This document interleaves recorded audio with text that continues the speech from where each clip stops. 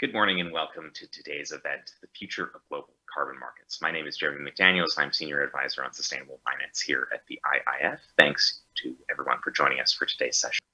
As governments, companies, and financial institutions pursue ambitious commitments to achieve net zero, carbon markets are set to expand rapidly. I'm here at COP27 in Sharm el-Sheikh, and already carbon markets, both in terms of compliance markets internationally through Article 6, and also voluntary markets are playing a really critical role in the discussions, and there's tremendous focus on developments of these markets going forward. Today we have a really excellent panel of leaders from across the financial sector and corporate sector to discuss how carbon markets are developing and share some insights on really what needs to happen for them to reach their full potential. So we'll be exploring the growth of carbon markets and implications for regulators, policymakers, and the private sector. We will be starting today's session with a short fireside chat with two real leaders in this space. We have Annette Nazareth, Senior Counsel at Davis Polk & Wardell, and also Chair of the Integrity Council for the Voluntary Carbon Markets, or ICVCM, and also Javier Rodriguez Soler, Global Head of Sustainability at BBVA. So we'll just have a short fireside discussion here to set the context and really address some of the key themes that are defining the carbon markets agenda as we see it. So Annette, I'd like to start with you. The Integrity Council for Voluntary Carbon Markets, ICVCM, has set a really ambitious action agenda coming from its launch last year, so over 1 year a year ago. So 1 year on, what has really been achieved? Where are we in terms of setting a clear framework for the development of carbon markets? Well, thanks for the question, Jeremy, and thank you for inviting me to speak today. As you said, we've had a very ambitious agenda, and I'm proud to say we're working very hard to meet our goals. Our first order of business after we were founded was to establish or to propose a set of core carbon principles that would define what a high integrity carbon credit should look like, and that we hope would be sort of internationally adopted in a way that would meaningfully bring integrity to this market. And I'm proud to say that after much work with a very active board and 12 internationally renowned climate scientists assisting us, we proposed a set of core carbon principles in July of this year. And consistent with our goal to be as aligned with regulatory processes as possible, although we're obviously not a regulator, we put the proposal out for 60 days, consistent with international standards. And we got a huge number of comments. I would think over 250 separate organizations, but if you count the actual comments based on the questions and the various aspects of our proposal, we had about 7,000 comments. So lots to absorb, but that is, we're very proud of that accomplishment. Next thing now is to absorb all those comments and to decide as a policy matter where we go for next steps in terms of adoption. And at the same time, we're working apace on other markets issues, because obviously the other important thing here is that these carbon credits trade in very high integrity, credible markets that have liquidity and transparency. And so we also are working apace on a number of the markets issues there as well, with the assistance of some who are very integral to our efforts, including AIDA, which is in our executive secretariat. Wonderful, thank you, Annette. Well, tremendous to hear that there have been nearly 7,000 comments in response to this consultation. I think that attests to the significance of the issues that are being addressed and the level of engagement with various stakeholder groups. So definitely looking forward to diving in on some thoughts on the themes coming through those responses in a moment. But Javier, maybe I could turn to you now. It would be great to get your views on how you're seeing voluntary carbon markets evolve and how you're seeing this standards landscape evolving over time in VCMs. Over to you. Yes, Jeremy, thank you for the question and thanks for having me. Well, the evolution of carbon markets these last few years, it's been very remarkable. There's clear a very strong demand voluntary carbon markets, particularly coming from big corporations in mostly in developed markets. These big corporations are some of them very much companies like, for instance, some technology companies and the like that are showing the pace to the whole world and are very much committed.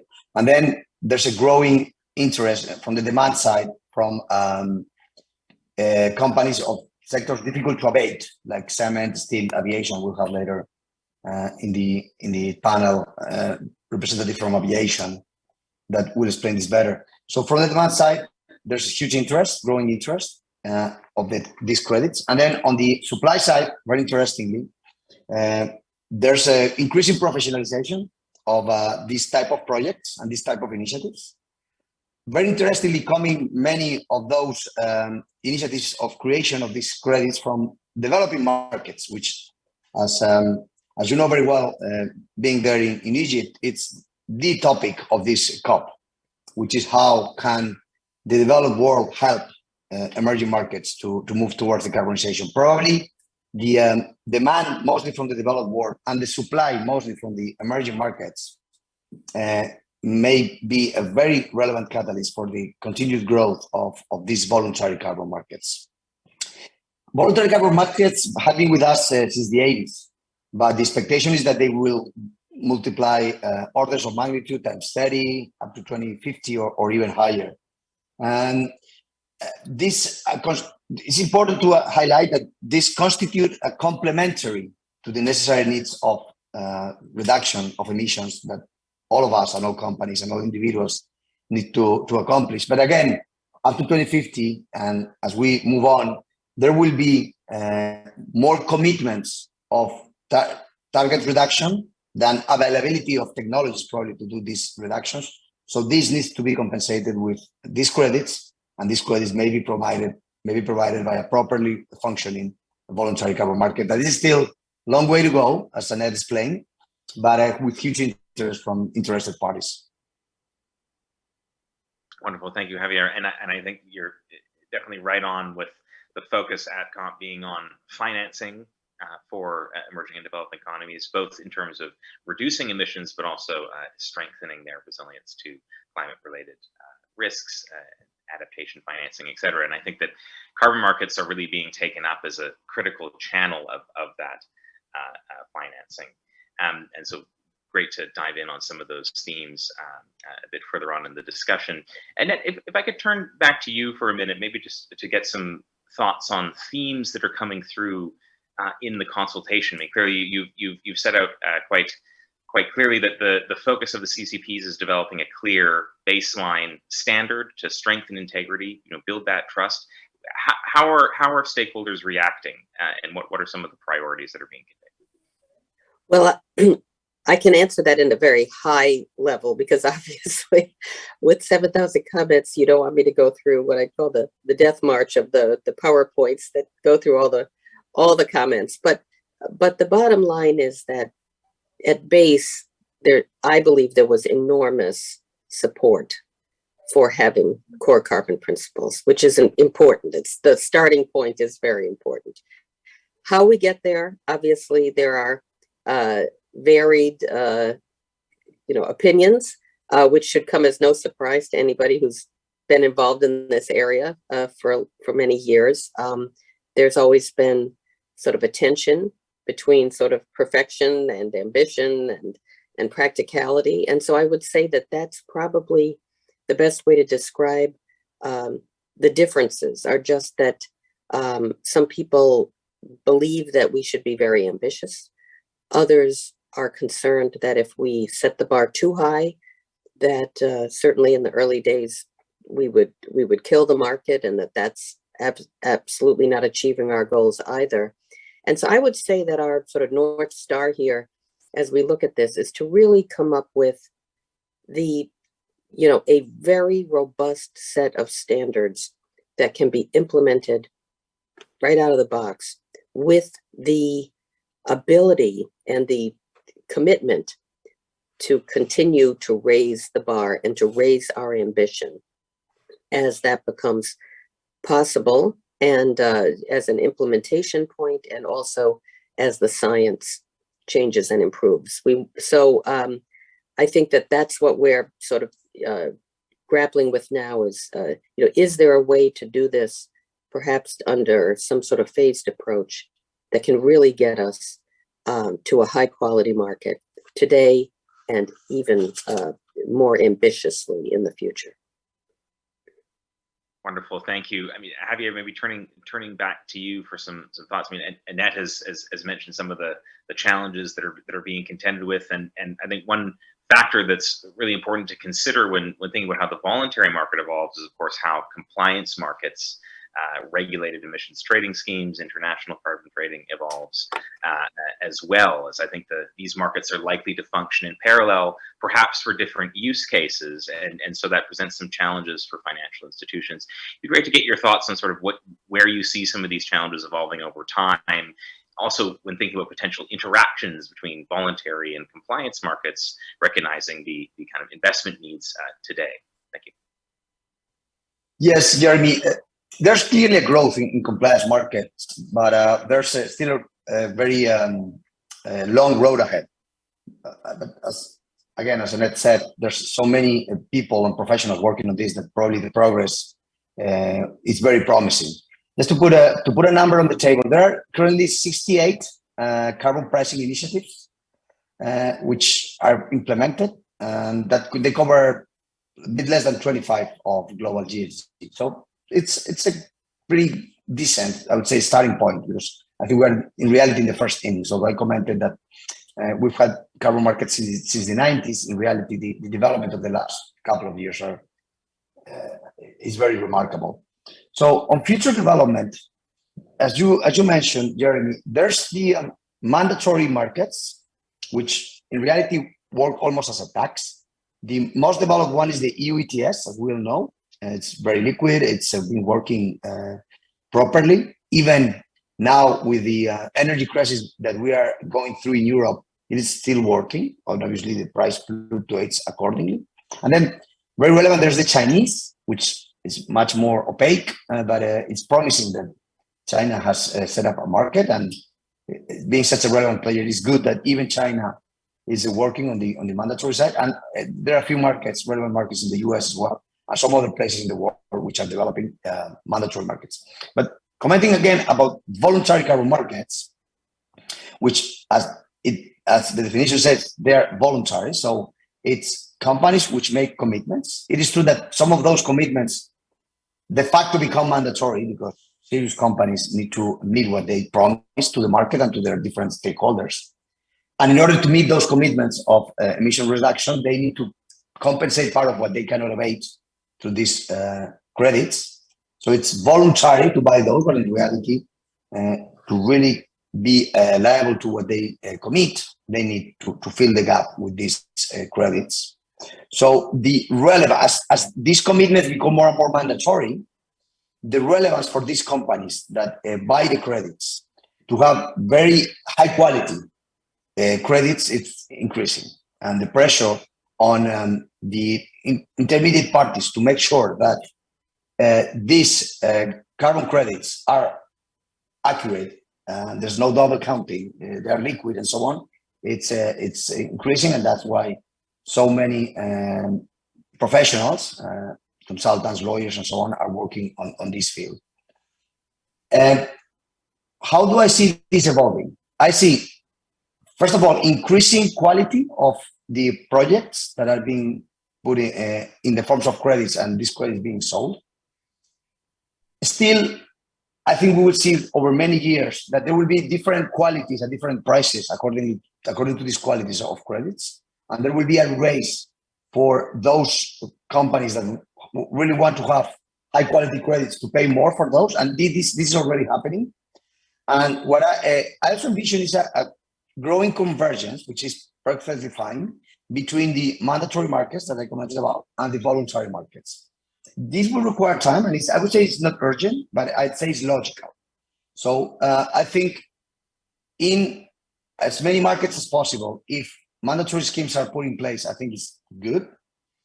Then to force other parts of the world with eventually like carbon adjusted taxes could make sense to force the rest of the world to move in the same direction. And then the whole construct to be complemented with voluntary carbon markets. So it's everything is connected here. Mandatory markets that will take time. I don't know if we will see a global international mandatory market in the world, but what I envision is to have different well-functioning mandatory markets that more and more are complemented with voluntary schemes. Excellent. Thank you, Javier. Really helpful insights there. And I think that vision of a model of compliance markets and voluntary markets working in parallel, I think is also really relevant for when we're thinking about the future of governance in these markets. Maybe, Annette, if I could just turn to you for a final remark for this component of the session. Earlier on, you mentioned that the work of the ICVCM was very much sort of in the spirit of a regulatory body, recognizing that, of course, it is not a regulator. It'd be interesting to get some thoughts on what you perhaps do see as the potential role for different types of financial or markets regulators in the voluntary carbon market space. What may be appropriate now or in the future, and what should be left for the market to develop. Well, I think Javier really teed up my answer very, very well, because he talked about the inevitable convergence between the voluntary market and the compliance market. Obviously, we're on different timeframes right now, in some sense, because the voluntary market, the private sector, it can in some ways act more quickly. It's very difficult to get governments to get full agreement on things, as we all know, from years of negotiations. And so the voluntary carbon market is moving apace, I think, to address a number of issues, including integrity. But having said that, we believe that since it is inevitable that there be a convergence between the regulated market and the voluntary market, we want to be as regulated-like as possible. We want to create our and do our framework in a way that is really adjacent to to the regulated market. And if at any point our work becomes subsumed within the compliance market, that it will be a sort of seamless transition. We're doing everything we can to be as regulated-like as possible. And to do that, among other things, we're in close consultation with the regulators to ensure that what we're doing, we're not asking for their sign off necessarily, but we are asking if there's anything better that we could be doing. Is there anything that is not consistent with regulated practices? Because that would, ideally, we want this to be able to transition, if necessary, in the most seamless way. So we're certainly looking at that in terms of things like trade reporting, the transparency issues, how these things would trade on exchanges and the like. And so I'm very optimistic about that. I think that the more we work hand in hand and make our processes as regulated-like as possible, frankly, the more sustainable all of our work will be. And I think the stronger the output that we produce. Wonderful. Thank you, Annette. Thank you, Javier, for joining us for this opening fireside session. Really helpful to set the context of what we're seeing in the standards landscape, and definitely inspiring some great questions from the audience that we'll hopefully be able to turn to in the panel session. So thank you again very much for joining us. Thank you. Thank you very much. I'll turn to our panel discussion. Really happy to be. Thank you. Really happy to be joined by four leading experts in the space. We have Margaret Kubal, Global Finance Practice Leader at the World Wildlife Fund, or WWF, Ricardo Laisaca-Alza, Head of Sustainability Transition at BBVA, Teresa Parejo Navallas, Head of Sustainability at Iberia, and Esteban Piedrita Montoya, Chief Financial Officer of Celsia SA. So now we're going to be diving in a bit more deeply on some of the practicalities of dealing with carbon markets in this space, how financial institutions and also corporates are engaging in these markets, and some thoughts on the road ahead. So, Margaret, I'd like to turn to you to get some of your views, views from being on the ground here at COP. What do you see as some of the notable developments in the carbon markets in the past 12 months in terms of strengthening integrity and robustness? And maybe get some thoughts on WWF's perspectives and activities on this space in terms of trying to channel capital into nature-based solutions. Over to you, Margaret. Yeah, thanks a lot, Jeremy. I really appreciate being able to join you here today. A little bit spotty internet, but hopefully it will be okay. I think the panel discussion is very helpful as a way, the fireside chat as a way to start. And we have been concerned with some poor quality carbon credits, limited or negative climate benefits, potentially adverse impacts on biodiversity, tendency towards the lowest price, which ultimately isn't compatible with a fair and equitable benefit sharing or long-term sustainability of the results. So it's important to look at where we've come from that, how many of those challenges we've been able to address over the last year. You're right, there's been some progress. Maybe most notably, I think we're seeing strong consensus around the idea that credit should be a complement to and not a substitute for decarbonization in line with science-based targets. In addition, there are increasingly loud voices calling for jurisdictional scale actions, so not project by project, because that doesn't address the larger drivers of nature loss in particular, but we need more consistent messages about the need to make sure that voluntary carbon markets support faster achievement of countries' NDCs, the nationally determined contributions, and, as Annette said, help to catalyze ever higher ambition on the decarbonization in the first place. And we need to see that this different guidance has been developed in the last year that translates into concrete action from both developers and funders. I could talk a little bit about both demand side and supply side improvements. For example, I think the Voluntary Carbon Markets Initiative has developed and released their provisional claims code of practice to help companies avoid misleading corporate claims. One of the main pillars of that is to require companies only use carbon credits in addition to, not as a substitute for, science-aligned decarbonization across the value chain. On the quality of the supply side, as Javier mentioned, there's been some improvements there as well. WWF is a co-founder of the Carbon Credit Quality Initiative, or CCQI, which provides free and transparent information on carbon credit quality to support carbon credit buyers, programs, and project developers to achieve those higher standards. To date, that CCQI has produced scores for cook stoves, landfill gas, natural afforestation projects, and currently doing scores for wind, solar, methane, fugitive emission project types. So by this time next year, we expect that more than 80% of the market by issuance volume will be covered by this Carbon Credit Quality Initiative scores. We've also seen just in the last year, this release of the Tropical Forest Credit Integrity Guide, TFCI,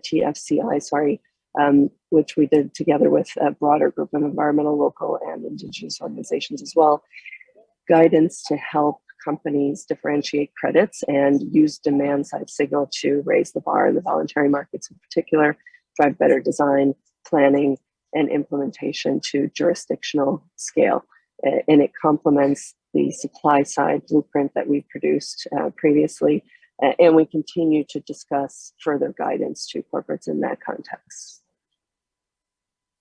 Thank you so much, Margaret. Really great insights there on how to differentiate credits in terms of project type, technology, and other factors that may be relevant for buyers. And I think definitely going back to the work of the ICBCM, that's definitely, I think, a feature of some of that work, setting out the framework for these types of differentiations to be made, and enable better price discovery for credits. So definitely a lot of other great themes to return to in the conversation. Maybe Ricardo, if I can just turn to you for some thoughts on how BBVA has been engaging in these markets at a practical level.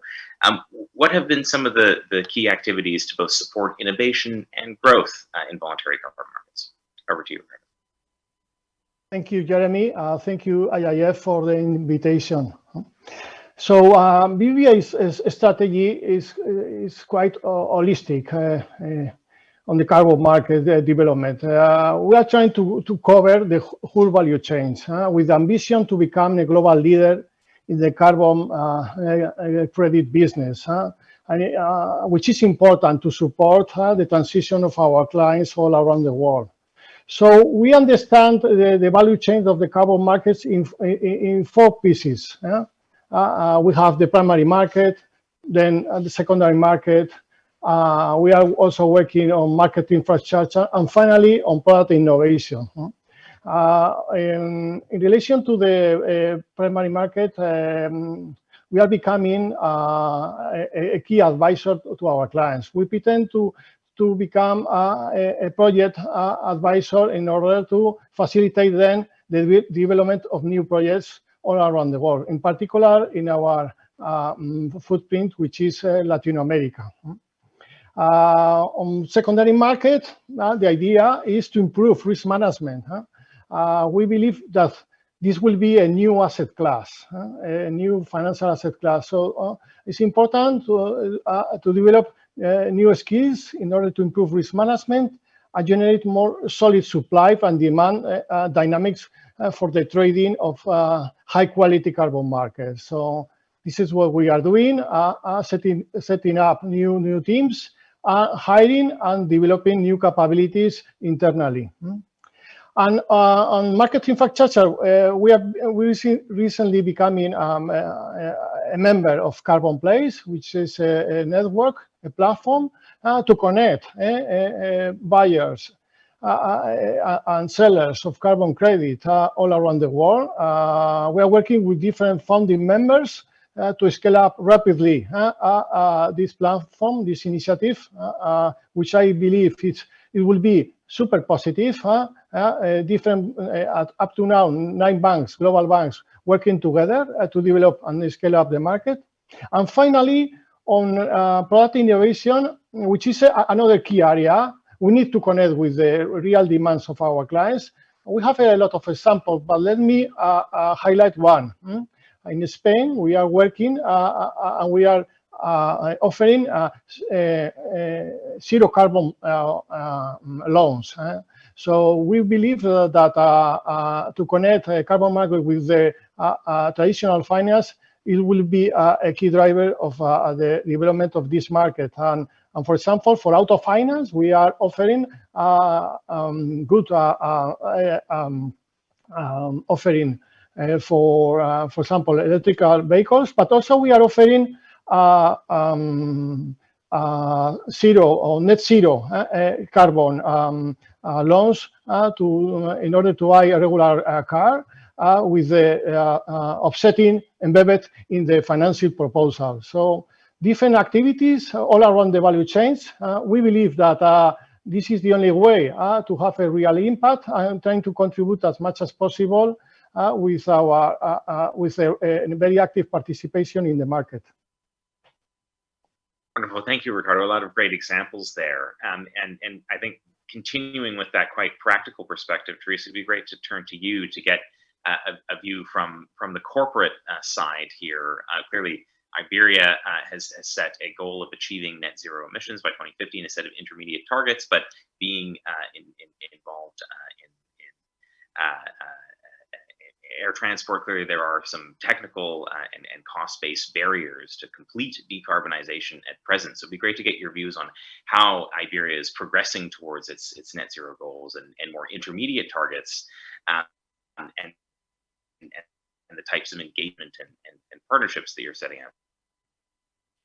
Yes, thank you. First of all, thank you very much for the invitation. It's an honor to be here today.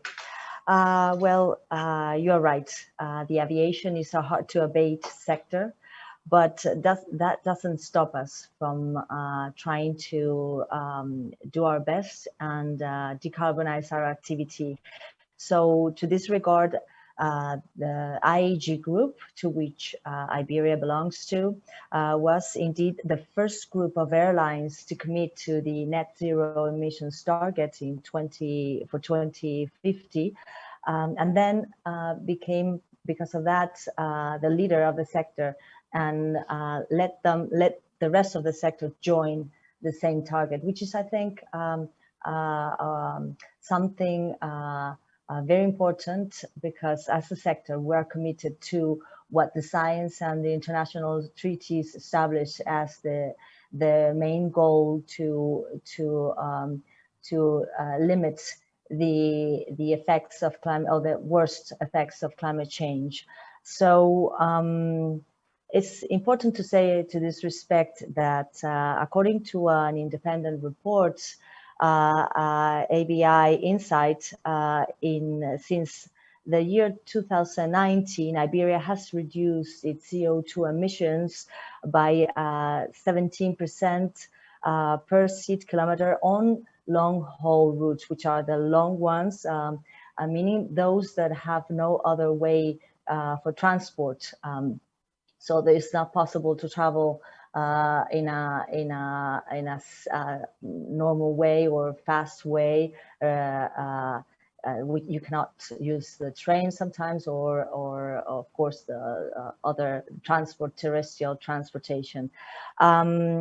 We've reached these targets mainly because we have done a great effort into investing in the renewal of our fleet. Since the year 2013, we've been introducing the A350s and A330s, which are up to 35% in some cases more efficient than the aircrafts they replaced.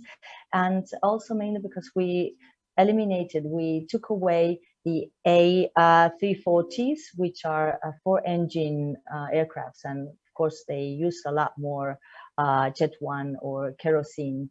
But not only that, in order to decarbonize our activity, which is I want to say it again, our main goal is to reduce our emissions. IAG also relies on the improvement of the efficiency of its operations. This can be done through the digitalization of processes and services during the operations, and reduction of weight in the flights, and practices as the continuous descents and others.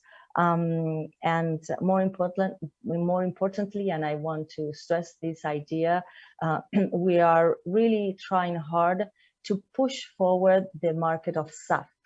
The SAF is the sustainable aviation fuels. This is the future of aviation, of more sustainable aviation, but it's also the present. It's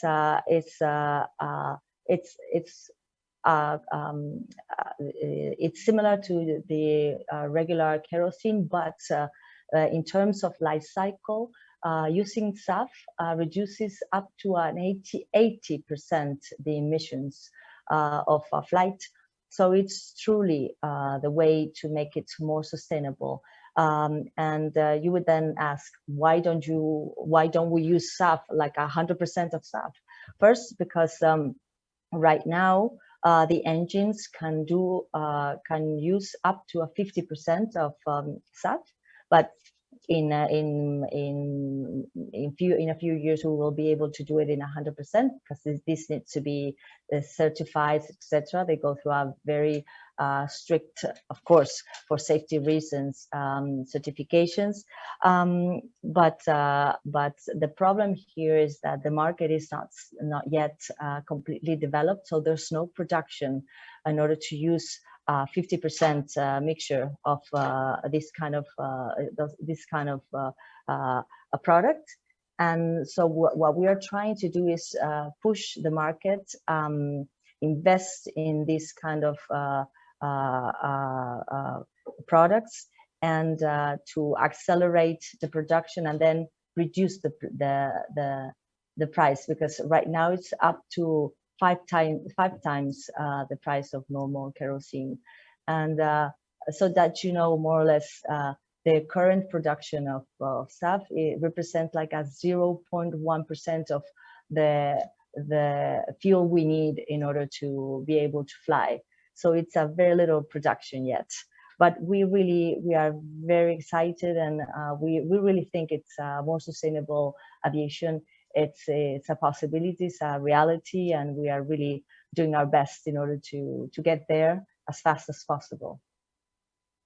Indeed. Well, it sounds like a challenging journey, but one where you're already having some great successes. And I think in your remarks, really, you highlighted some of the challenges of kind of two main strategies, really, one of which would be maximizing the efficiency of existing technologies and processes, and then trying to find ways to channel investment and capital into new technologies that will be quite significant in terms of overall emissions, but currently are at a very kind of high point. Yeah, I would love to add that the sustainable aviation fuels is such an incredible technology, because you can use it in the same engines and same aircrafts that we are using right now, and we don't need to change anything, not even the airports. But with other technologies that are now currently being developed, such as hydrogen, then everything will need to change. So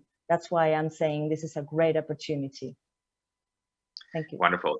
Thank you, Teresa. Well, I think that's also a great segue to a question to Esteban, and it'd be great to get your perspective from a multinational energy company on some of these issues in terms of the net zero transition.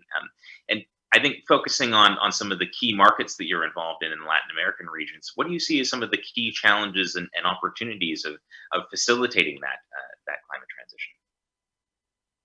Oh, thank you very much, Jeremy, and it's a pleasure to join this panel. I think from the challenges and opportunities, and I think it was Javier that mentioned it, is the greatest opportunity is this is an area of the world where we're very rich in terms of renewables. Even now, if you take the picture of Colombia is 85% supply on its energy on renewable sources, hydro, and the beginnings of solar and wind. So we have a lot of things to offer in terms of opportunities for the transition. And also we have a lot of natural resources in terms of coping up with the more carbon markets for afforestation as well. We as a company, we started in 2016 an afforestation initiative. We already planted and maintained 10 million trees. We're aiming to plant and maintain 30 million trees in the next 5 years. So we're aiming at increasing the level that we have, taking advantage of the richness that our region has. The challenges comes from the part that obviously on this side, and I take Colombia for instance, our mandatory carbon markets are pretty much down at the birth. We just passed on the tax reform. That tax reform is the first time that a high price for the carbon emission is set, and it's set on a path towards 2028. However, again, one of the challenges is this is a region where we have a lot of needs, and the government has a lot of needs. So unfortunately, we got included in the same tax reform that is setting up a pace for developing of the monetary markets. We got included a provision that any company can reduce or compensate, but they still have to pay half of the tax, regardless of how much they compensate. So that's a hiccup for us in terms of developing those carbon markets and taking advantages of the opportunities and the richness that we have. But it's coming. I think lots of our customers and lots of our competitors are all embedded voluntarily in this journey. We've been trading shares with our customers even before the mandatory markets came in. We are selling certified solar energy to our customers. We are selling shares.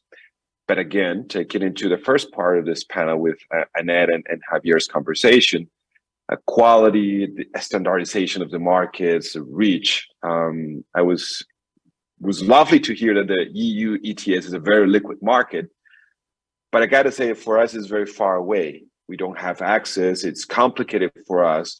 We have tons of shares. We just got ourselves being carbon neutral. We've already been certified as carbon neutral energy utility company. We're one of the firsts in the world to be able to do that. That's taking advantage of it. But we have spare certificates, and getting to be able to take those certificates into the international market has been one of the greatest challenges for us. And again, since we don't have a mandatory market, it's not something that we can trade in here. So we trade a lot here voluntarily. For sure, the development of the mandatory, and for sure, the initiatives that the ICPCM, the CCQI that Margaret was also talking about, is going to help us a lot. Part of that 30 million trees initiative, we want to be able to bring that into the market and be able to have it. It's a name that we have. We would love to have that initiative as a safe, self-sustainable initiative that is capable of growing on its own and not dependent on we as a company fueling it every year. We want to have that. And that's one of the challenges that we're facing.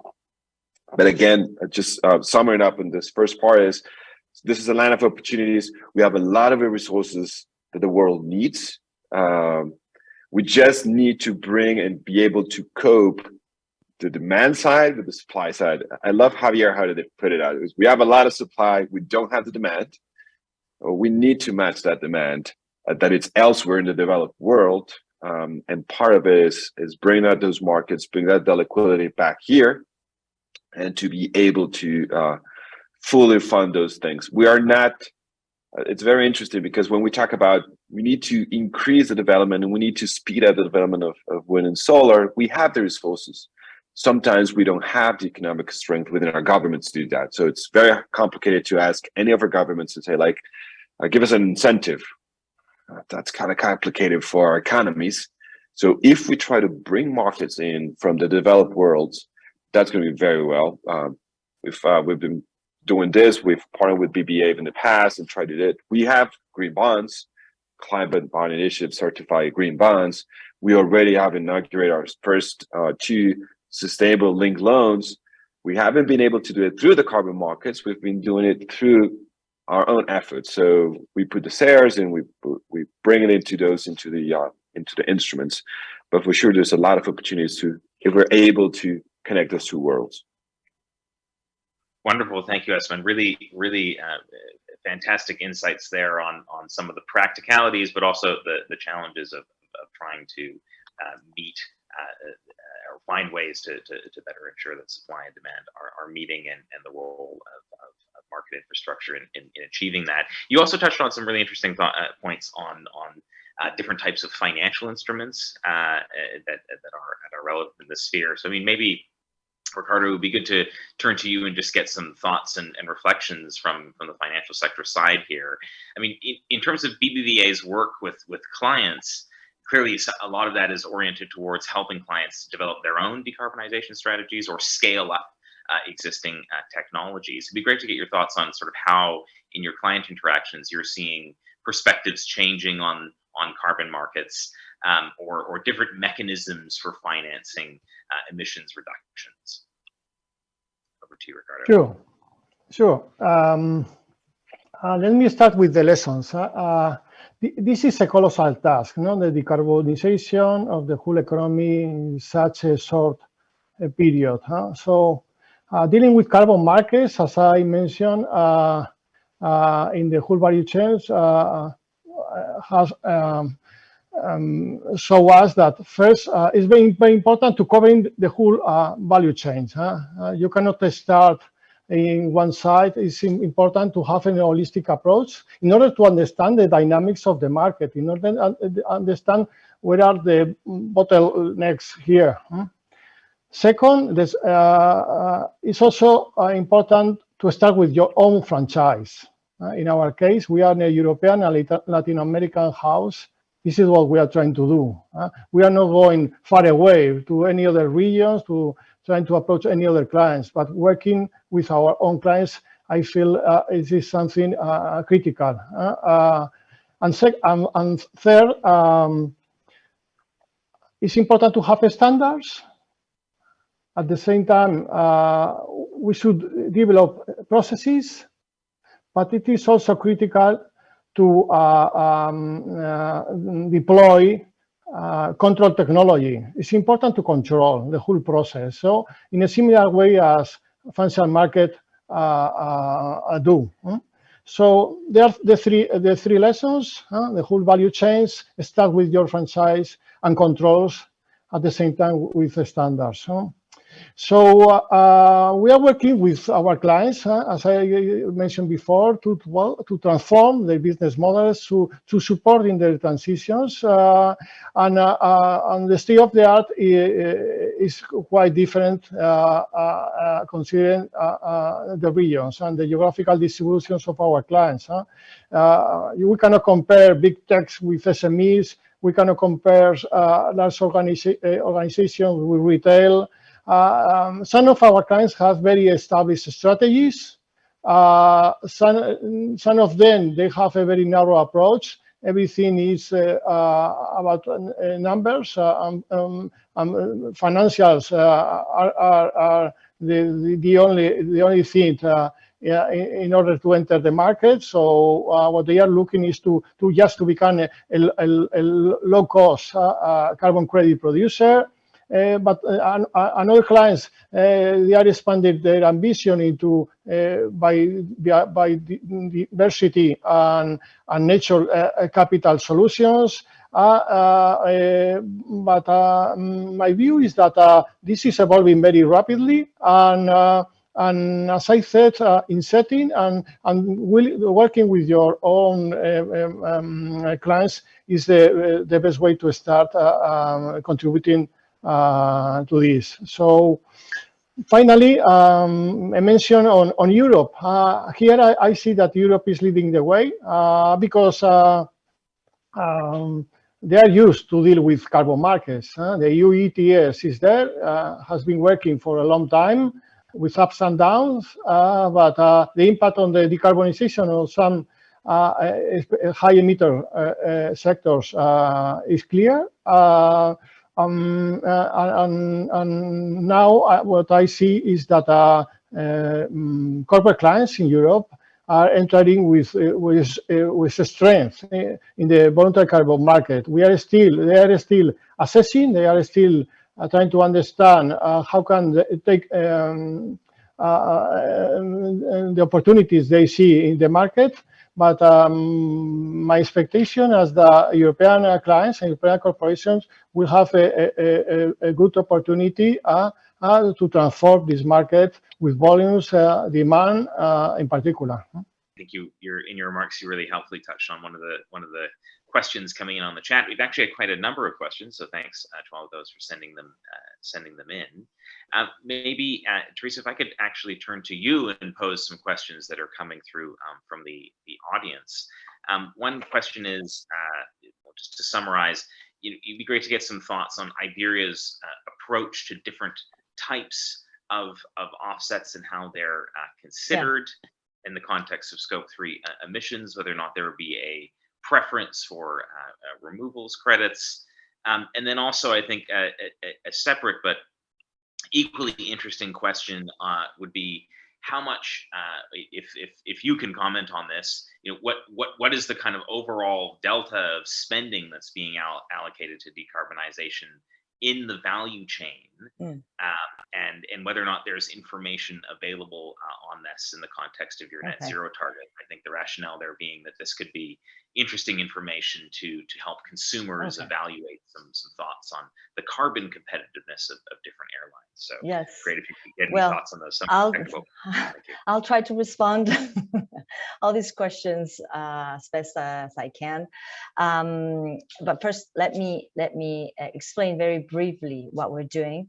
So in May 2020, we launched the corporate program for the offsetting, and that's Scope 3. So it's part of the answer of my response. And the response to that has been quite positive. Of course, it's very new, but up to now, we have like around 30 companies joined this program. And that means that we offer the corporates the possibility to calculate the the emissions of their flights on a monthly basis or a yearly basis, and then offset all these emissions.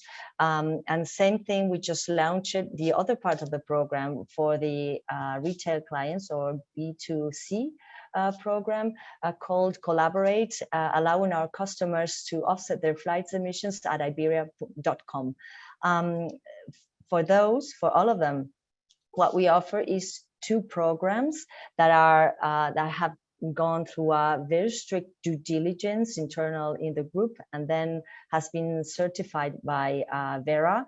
So with the most guaranteeing the integrity of the programs, and it's both are linked on, or for us the meaning of these programs is not the price of the credits, is more because they are linked to our purpose. These two programs are located in our main destinations, which is Latin America, and we chose them both because of that, and because they are guaranteed as high quality, etc. So one is in the coast of Guatemala, in Itabal, that promotes the creation of natural reserves and maintains existing ones that are threatened by the unsustainable use of the land. And another one is a rainforest next to the Peruvian Amazon, and supporting not only the area, the forest, but also the community that lives there. So for us now, having said this, what do we allocate for this kind of investment? I explained that first of all, we are trying to decarbonize our activity. That's our main goal. So for that, we are doing great investment in the renewal of the fleet, etc. That's a lot of money in our activity. But then our main focus is in the SAF market, and that as a group, we've been already invested. We've invested more than $800 million already, and that's an amount that is increasingly it's constantly increasing. So I would say that the amount of investment goes to that, the main investment. I don't know if I responded the questions or not, and I guess this is the main thing that I wanted to say to this respect. No, thank you, Teresa. I think really helpful. I think great insights there, and definitely spoke to a number of the issues that were raised in the questions in terms of types of credits that were being sought. Maybe in recognizing that we are starting to run a bit low on time, maybe Margaret, if I could turn back to you for some thoughts and reactions on what we've heard so far when we're thinking about the development of these markets, but also thinking about integrated climate and nature solutions. I think one of the key themes that we're getting a lot of at COP is the critical interlinkage of progress on nature conservation, nature protection, and climate resilience. It'd be great to get your thoughts on sort of what you would want to see in terms of outcomes from COP27, but also looking forward when we're thinking about the other COP that is coming our way in December for the UN CBD, which will be focused on setting a global biodiversity framework. What can be really the best hope for a consistent approach and strong momentum from Sharm el Sheikh to COP15 in Montreal?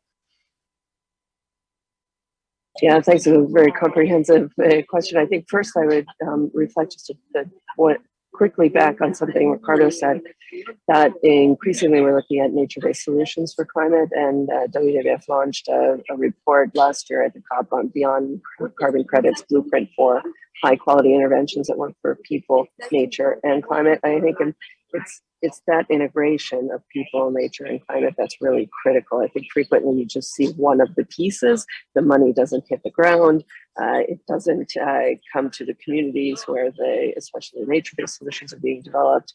You can have climate solutions that don't address or that are negative impact for nature. I think that's really an issue. One of the things I noticed about the conversations here in Sharm el Sheikh over the last couple of days, there's a lot of discussions about this relationship and the interaction between climate and nature loss in the context of the adaptation needs in particular. And the IPCC sister science organization, the IPBES, they had in their global assessment report covered significant biodiversity loss that we're facing, roughly 1 million species at risk, many in our lifetime. And many people are still saying nature's too complicated. We're focused on climate right now, as though the two aren't related. There's no way to get to net zero without nature. We need it for mitigation. We need it for adaptation. We need it for resilience. The IPCC and IPBES had a joint workshop last year to discuss those interrelationships. And one of the things they found was there are climate solutions that are nature negative. Conversely, it's really hard to imagine an intervention for nature that is climate negative. Too much of the climate conversation is still blind to this relationship. So that linkage, I think we need to see more both here at COP27, especially as it pertains to adaptation and resilience and what's already happening on the ground in developing countries. And we want to take that conversation further into the biodiversity COP as well, as you mentioned, which will be held in December in Montreal. Here we want to see in Sharm el Sheikh, we want to see that 1.5 focus remain. We need, even despite the current challenges, a clear eye on the horizon, significant need to meet that 1.5. On finance, we need the longstanding $100 billion commitment delivered. We need a doubling of finance for adaptation. At least 50% of that climate finance over time needs to support adaptation measures in developing countries.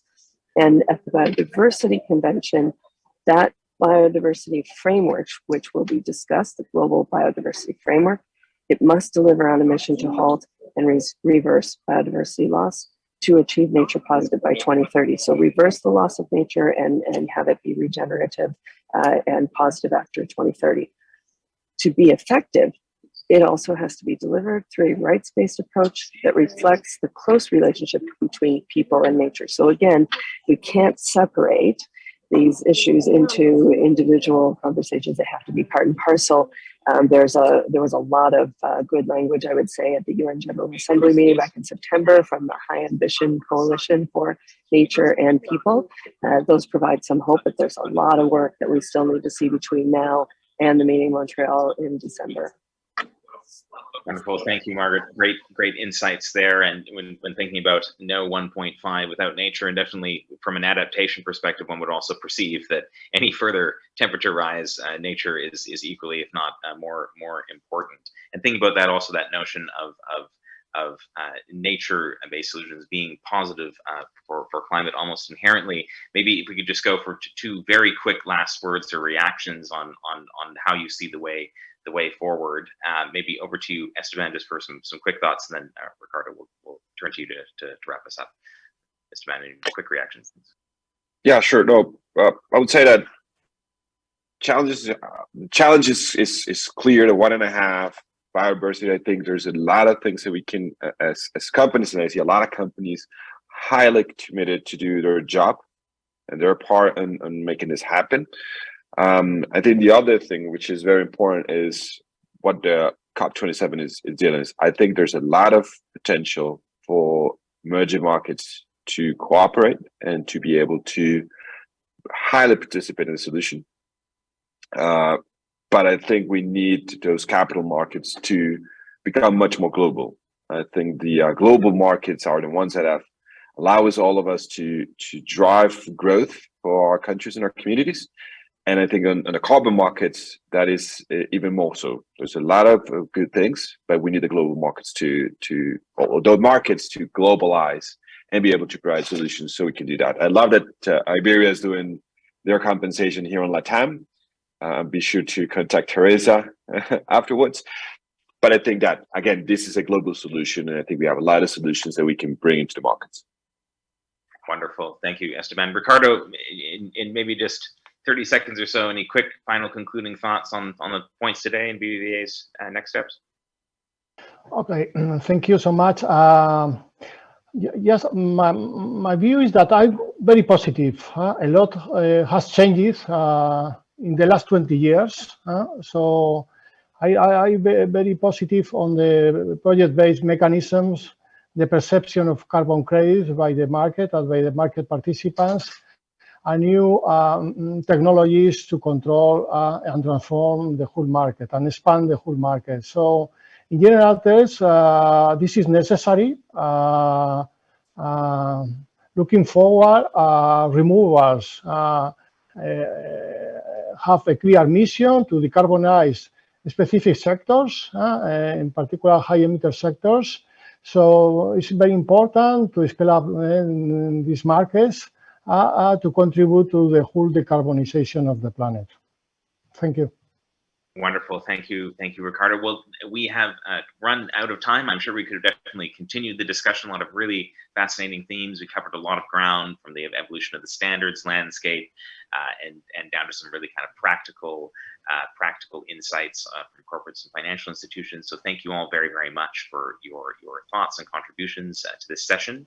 I hope all of our attendees found this discussion really interesting. Thanks for the great questions. Just to finally note, the IIF is hosting a series of COP sessions, including going into next week during the meetings in Sharm el Sheikh. So please check our website for further details on dates and times and topics. Thanks again, stay well, and goodbye.